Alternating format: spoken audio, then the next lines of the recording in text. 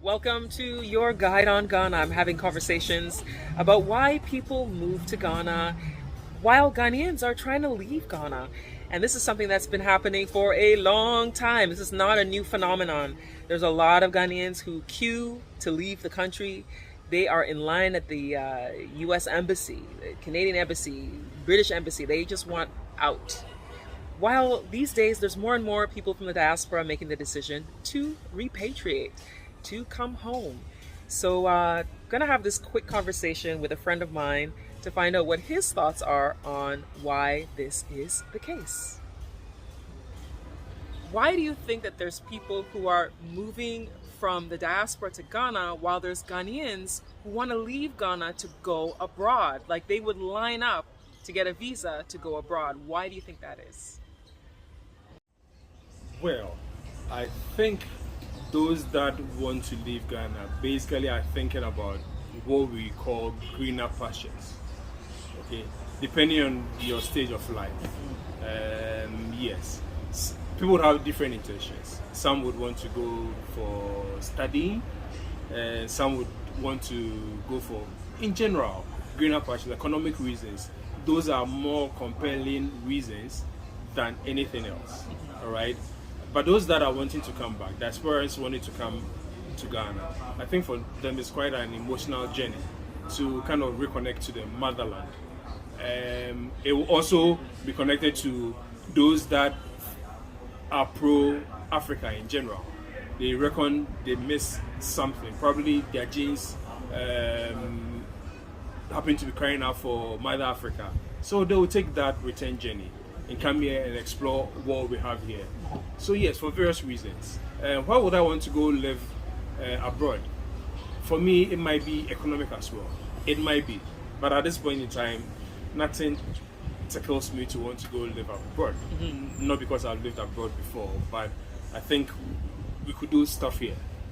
Okay? So you've lived abroad. What made you come back? If you want to share. Okay, so I thought it was time to come back. Where I wasn't exciting anymore. I thought it was time to come back because I was missing home in a way. All right, not to say it was bad out there, but when you are here, you see the kind of sun that is rising, and whatever you have in mind is in motion. It's good to be here. Yes, it is good to be here rather than out there, but you have to do well to make wherever you are your home. All right, so I like it here. Don't get me wrong, I like it here. So yes, that's what it is. Okay. No regrets coming back. Sometimes you go into that mode where you really think you shouldn't have come back, but it shouldn't hold you back. Okay, yes, that will be when you need something and you look around, you don't get it. You still have to call somebody to ship it to you, go online and so on and so those basic stuff.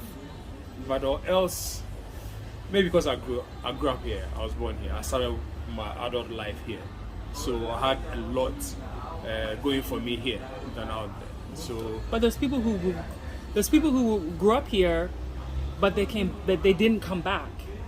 Why do you think they stay? They have their reasons. Right. I mean, so it depends on where you are, your state of mind, your personal circumstances, and decide where you are is where you want to be. Okay, out there, I'm sure we're talking about the Western world. Yeah. You come across the big elephants, racism, in a lot of things you want to do. So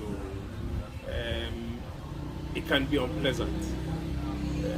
But if you get a right channel to be in out there, let's get out there as well.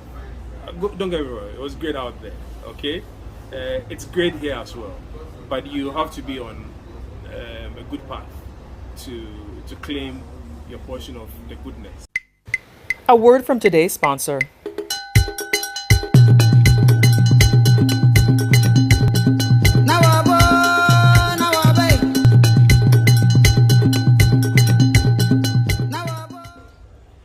So what's one piece of advice that you would give somebody who says that they want to make the move to Ghana?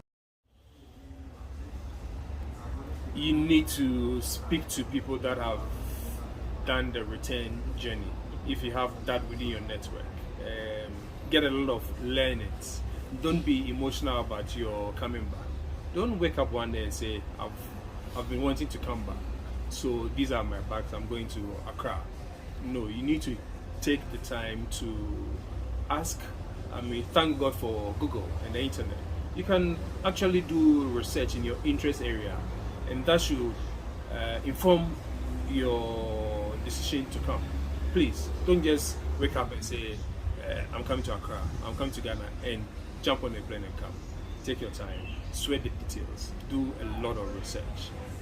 Thank God, people like Ivy have written books on returnees.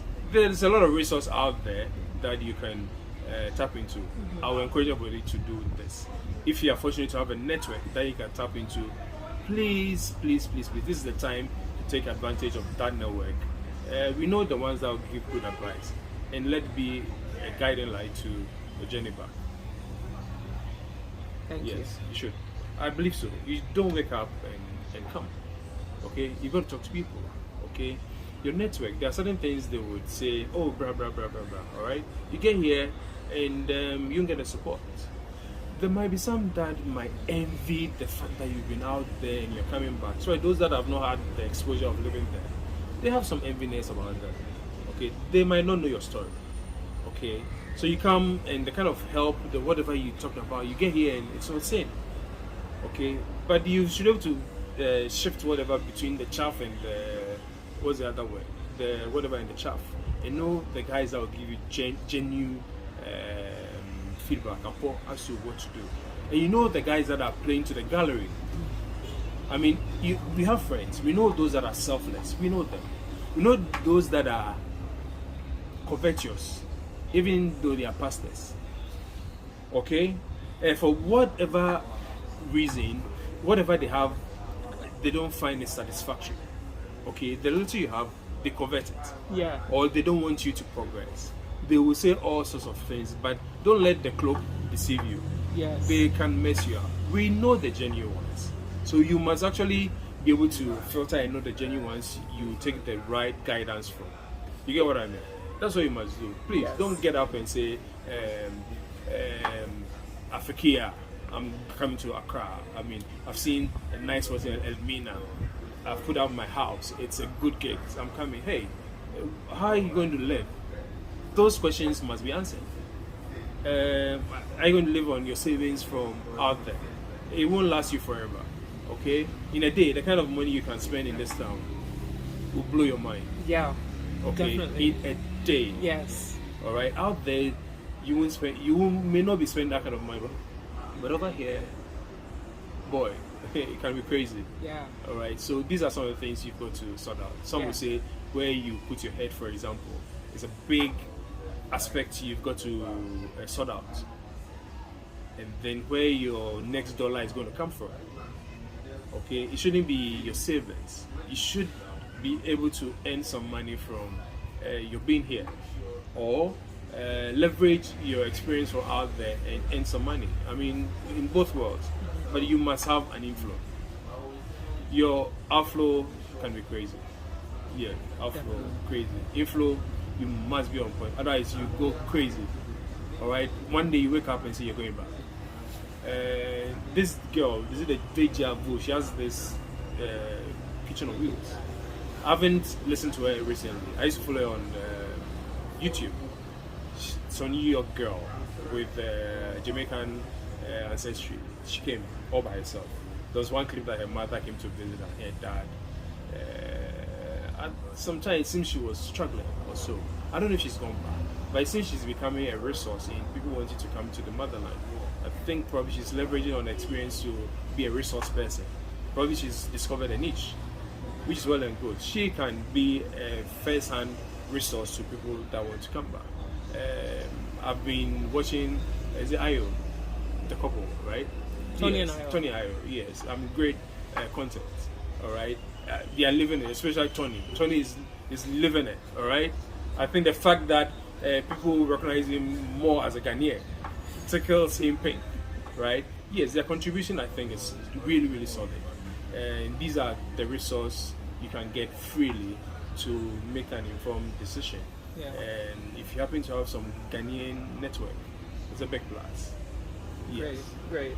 You don't wake up and say, but just like if you want to go to the other end, just don't wake up and sit on an airplane. Even if you're going for education purposes, you'd have researched your school, know whether the school has some jobs that you can do whilst on campus, and so on and so forth, housing and all those bits, before you take the plunge. Otherwise, you get there and say, Yes. Okay, it can be crazy. But yes, I mean, everywhere has its challenges. I mean, people will go out there the next day, will say they are making it. People go to the struggle forever. But then, of course, you have to sort out how you spend your money as well. Okay, if you think you've gone to Abuja and Charlie, the money is coming, you've got to live it large. I mean, all the money will come and they'll just flow through your fingers like a sieve. But I'm sure you would want to go there to build something for yourself, get a solid capital base. Okay, that probably you couldn't get here. We know people here that have not really been out there, that are making a lot of money. At the end of the day, all this conversation may boil down to money, isn't it? Money is an issue. Money is definitely a factor. At the end of the day, Yeah. I mean, depending on which aspect of Maslow's needs, wherever you are in your life. But at the end of the day, it's about money.